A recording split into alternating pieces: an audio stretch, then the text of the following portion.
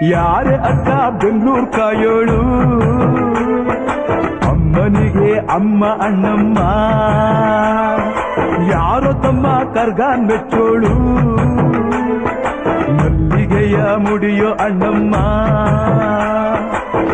ಬರುತ್ತೀನೆಂದರೆ ಇಲ್ಲಿಗೆ ಬರೋ ತನಕ ಮೌನಿ ಕೊಡುತ್ತೀನೆಂದರೆ ಹರಕೆ ಕೊಡೋ ತನಕ ಕೋಪಿ ಆಡಿದ ಮಾತನ್ ಮೀರ್ದಿರೋ ಭಕ್ತರ ಇವಳಿಗೆ ಇಷ್ಟ ಇಷ್ಟ ಬೆಂಗಳೂರು